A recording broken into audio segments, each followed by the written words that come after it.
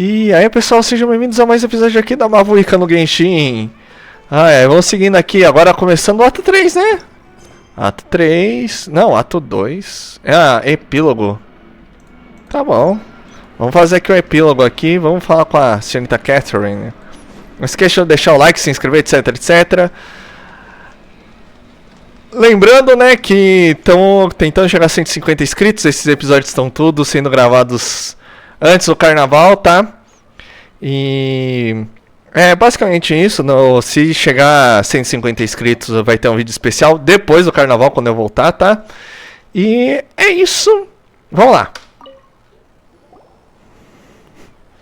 You're actually Nahida, aren't you? Paimon felt like Katheryne was acting weird when we met at the Sub-Zero's festival. And Dunyarzad, did you save her? It's a really long story. We shouldn't disturb her. Her consciousness is still weakened. Let's chat somewhere else. How about by the Traveler's favorite bench?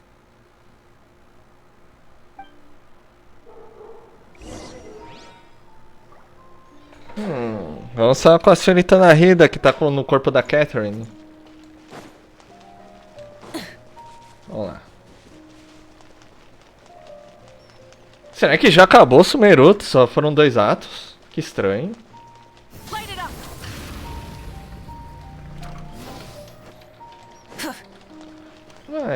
Acho que não sei, seria... se bem que apesar de serem só 2, o primeiro foi muito longo. Mas não faz sentido, a gente não explorou quase nada, nem foi pro deserto, nem nada. É meio esquisito isso. Meio esquisitoide.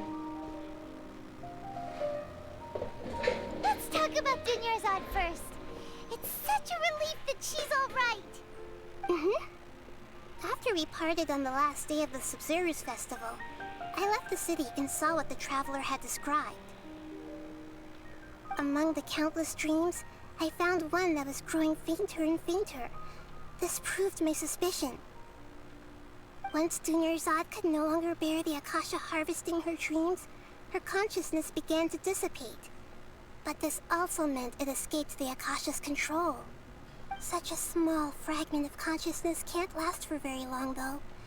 It will return to its original dream, where both will gradually fade until they completely disappear. I used all the power I had to keep her dying dream alive as long as possible, but it still wouldn't have lasted for much longer if it hadn't been for you two breaking the samsara. So it looks like we did manage to save Dunyarzad in the end! Not a moment too soon.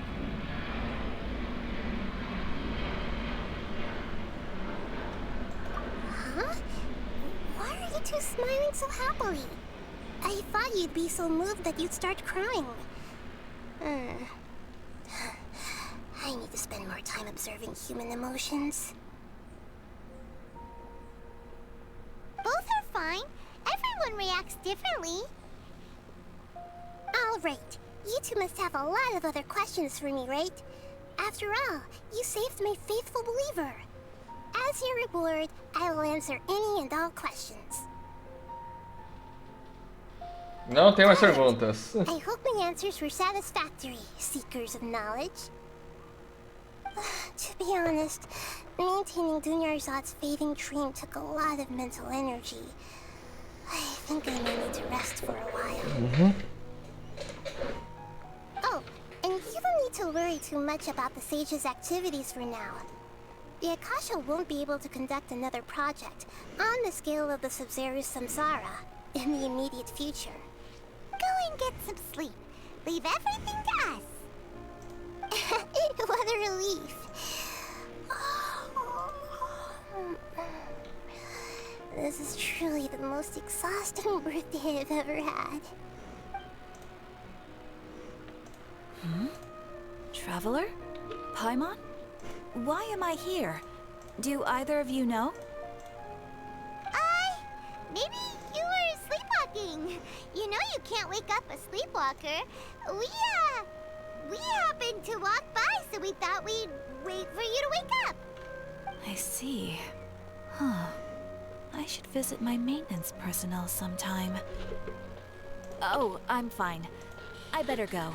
Thank you.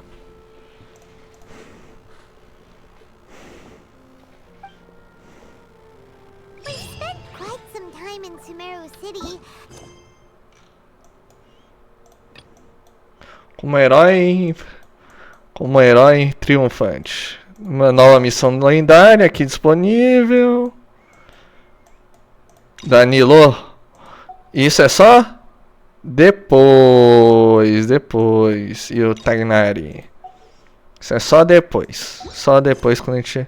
Acho que vai ter mais coisa pelo visto. Navegação. Isso vai ser provavelmente só depois. Então vamos lá.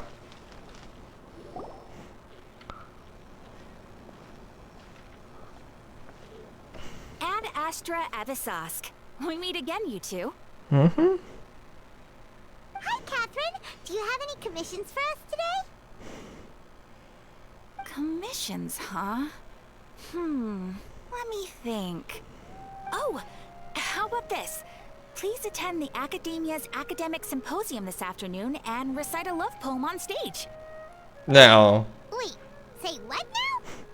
And if possible, please also use your camera to capture the reaction of the audience upon finishing the poem. Não. What kind of commission is that? I see. It appears that you're not interested in this commission. Tá de zoeira, né? In that case, please go to Port Ormos and convince the Eremites there to spend some time volunteering at the local orphanage. A gente pode conversar com diálogo. Better.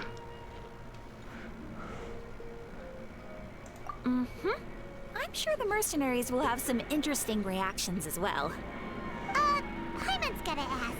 Just who exactly has been submitting these commissions to the Adventurers Guild? Ai, meu Deus. The commissioner? Well, actually, I just wanted to see the two of you in action. Ai, meu Deus. Was it so obvious? I was hoping you would actually take one of those commissions. That kind of chance to observe humans doesn't come by often. Ah, so it's Nahida. Paimon just knew Katheryne wouldn't crack those kinds of jokes. When did you get into her head? From when she said, Ad Astra Abisask? So it's been you this whole time? Are you done resting up, Nahida? Yes. I've been sleeping ever since we parted ways, and I even had a really, really long dream. It was another dream about the Sub-Zerus festival, except it was a happy one. In my dream, I was sitting in the middle of a flower terrace, and everyone in Sumeru City was holding hands as they danced in circles around me. They danced round and round, and everyone looked really happy. I also got to sit on a gigantic flower carriage. Ferris, the Knight of Flowers, raised me really, really high above the ground, and I was throwing an endless amount of Yalda candies at the children. You know, Nahida, maybe your dream is how the Sub-Zerus festival really should be. It's meant to be a joyous time where everyone gets together to celebrate your birthday.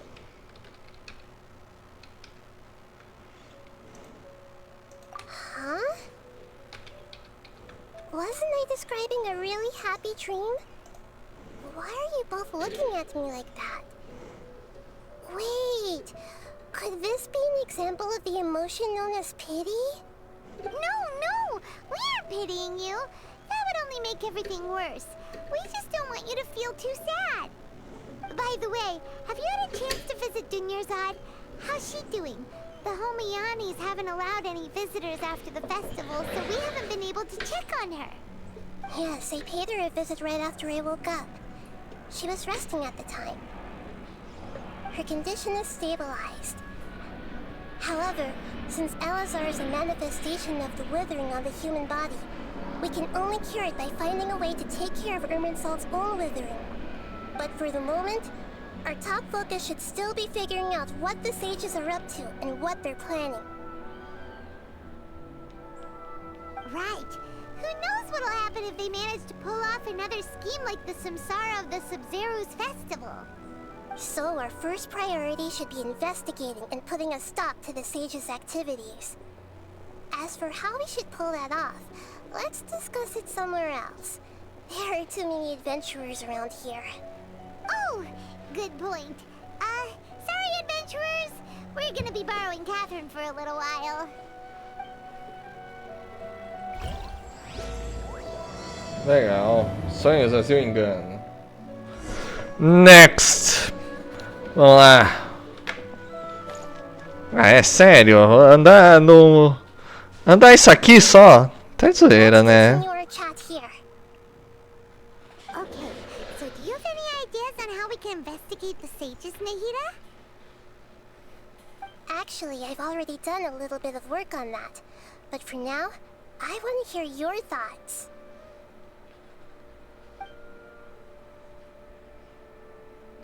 I've already tried that, but all the key members of the Academia, even the core 30 guards, intentionally avoid wearing their Akasha terminals. It seems that from the very beginning, they've been guarding against info leaks from the Akasha. Of course, it could also be because they're wary of me. Have you already caught the sage's attention? I'm guessing not yet. But distrusting me would make perfect sense if they've ever paid attention to the urban legends about me. In any case, I probably can't take over their minds directly.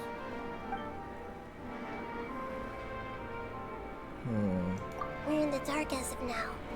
Since we still don't know anything about their goals, any rash move could tip them off and lead to terrible consequences. After all, every person in Sumeru City is one of their hostages.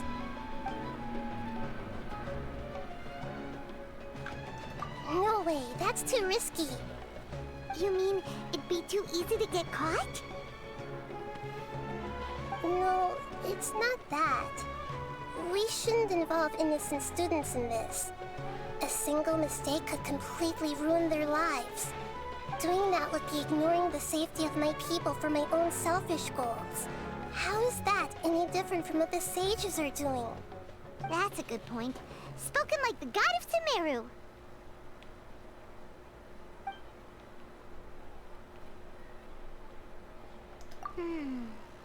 Are we really out of ideas?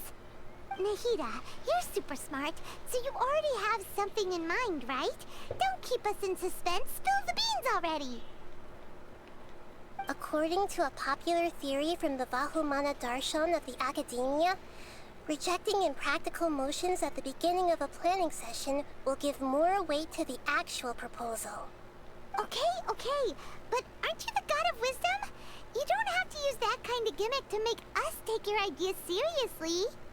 Well, I've been thinking that if I can't directly possess the leaders, and if I can't get ordinary people involved, then I should find someone who's already involved, but hasn't decided to side with the sages.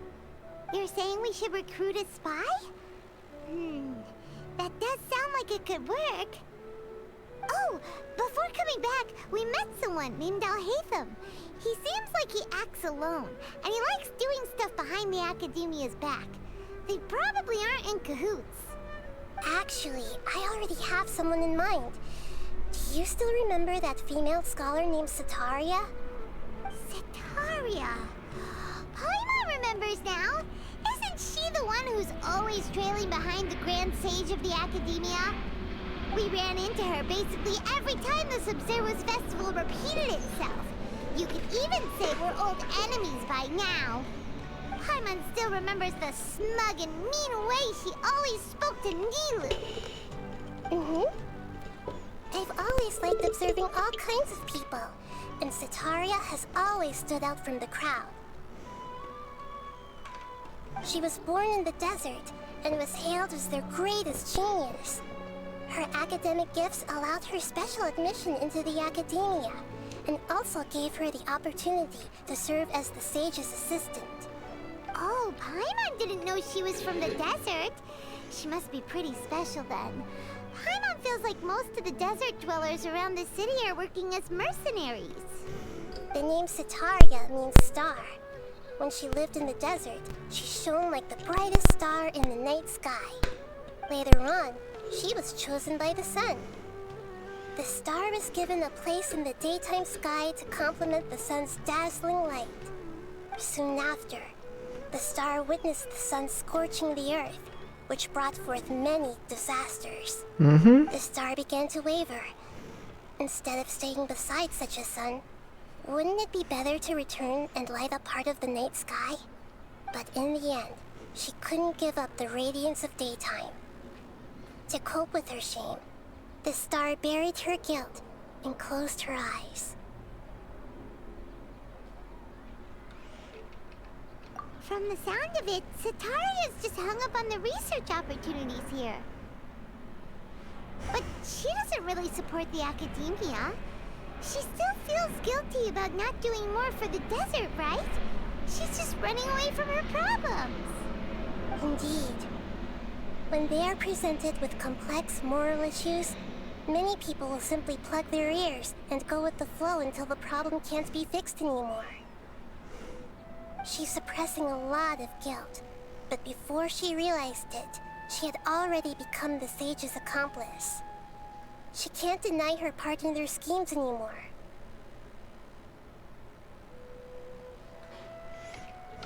Right. We must somehow make her face her problems again. That way, not only can we get useful intel from her, but she can also use it as an opportunity to redeem herself. From my past observations, Setaria will take a day off from the academia every 10 days to do some shopping in the city. Tomorrow afternoon just happens to be a shopping day for her.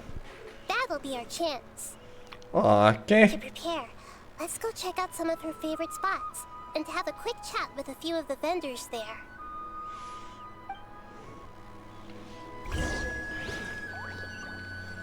Beleza.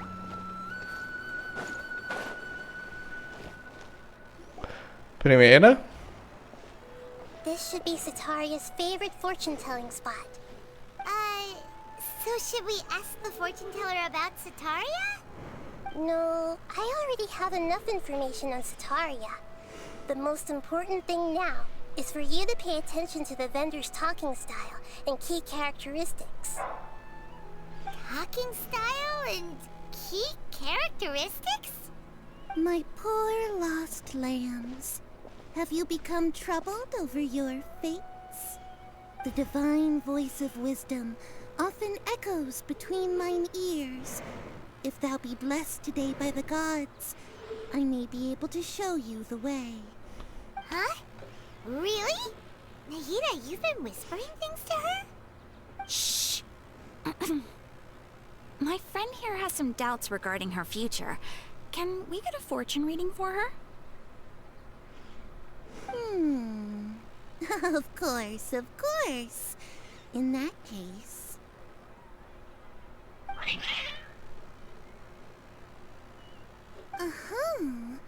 It would seem that Harut and Marut are quite wary of you.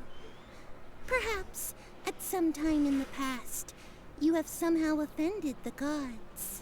Tecnicamente ao contrário, né? Only mocking the god of Animo, questioning the lord of Geo's financial savviness, and brawling with the god of Electro. Do those count? Oh, nothing. Go on, pick an aspect for her to divine. Não vai voltar do favor. Prospects? No problem at all.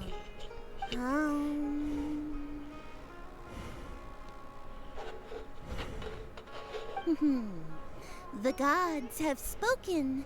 The truth shall be revealed. One who is fated to cross your path will appear on... Huh? So many people will fall for you. How could that be? Harut, Marut, did you two spoil my divination? I've never read a fortune so absurd. Actually, Paimon thinks this is probably the most accurate fortune telling you've ever done. I admit that the orientation of today's celestial matrix is suboptimal. As such, there will be no charge. Is that so? Well, that can't be helped. If you were to bring some food offerings for Heart and Mert on your next visit, perhaps they could help you reverse the wheels of fate. Aham, tá bom, eu finjo que acredito. Next. Is this another one of Sataria's favorite stalls? Yep, it belongs to a king. His father helped Sataria a lot when she first moved to Samara City, so she still comes by whenever she has time. When I start talking with him, listen carefully to the details of our conversation. Ah, dear customers. Would you like to look at some pottery? We caught wind of your great craftsmanship, so we specifically came to take a look. Oh, I recognize you. Aren't you Miss Katheryne from the Adventurers Guild? Sounds like I'm in for some big business. Speaking of, where did you learn this trade? I suppose you could say it all started with my dad. He's a mason by trade, but I picked up an interest in clay while apprenticing for him. After that, I began making pottery by myself in secret. And I simply changed trades when my works turned out well.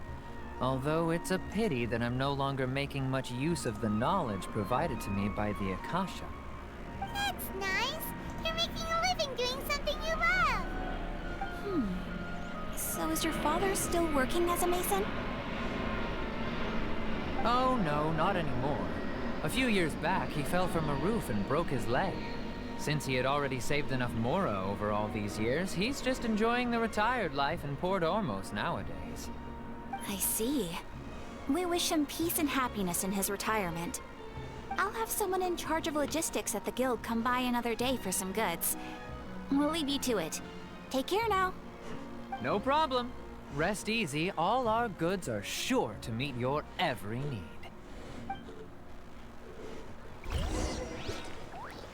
Ok, vamos lá. Mais uma. This should be our final stop. Sataria's always thinking of this restaurant when she's working at the academia, so she always comes by whenever she's out in the city. Nahida, you've really thought of everything. It's my duty to protect Samara's citizens, after all. Hi there. I feel like I've seen you down by the docks before. Huh? Sorry, I don't quite remember. If I recall, you were having a discussion with someone about shipbuilding at the time. Ah, that's right! I've always been really interested in feats of marine engineering. After all, I grew up in Liyue Harbor and spent my entire childhood staring at the ships going in and out of the port. I came to Sumeru to study, but failed to make it into the academia due to my lack of talent. But I'm still discussing all kinds of problems with different scholars, and I'm continuing to study and perform research from the restaurant's basement. I'm sure I'll get to the academia after their next round of exams. What an admirable spirit for learning. Amazing. Sure, but you'll find hardworking people wherever you go.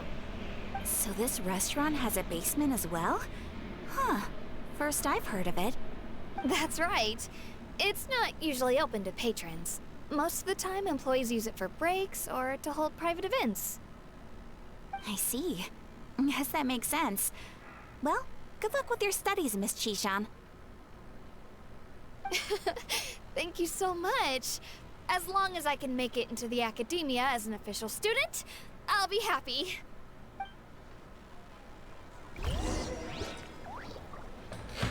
Ok. Vamos ver. Ok, nós temos 3 lojas. Dá tempo de ver mais uma ceninha. Poxa, a Nahida tá fazendo a gente dar um rolê desnecessário. So, was that everybody? Mm-hmm. 3 familiar faces should be enough for Sataria. What's the point of all the information we've collected? Nahida, You still haven't told us how you're planning to make Sataria face her problems. Sataria is already used to avoiding her problems, so we must find a way to break through her usual sensibilities. I remember you mentioned that the Eremites in Port Ormuz are all making a fuss about the upcoming resurrection of King Deshret. Although it's all just a boatload of nonsense, the fate of her homeland may turn out to be Sataria's soft spot. Oh, Paimon gets it now! You want to take advantage of the guilt Sataria feels about her homeland. Although she knows she should return home to help the people of the desert, all she's done is conspire with the sages. So, how do we set that up? Well, King Deshret is long gone, and Sataria is also too smart to fall for any simple tricks.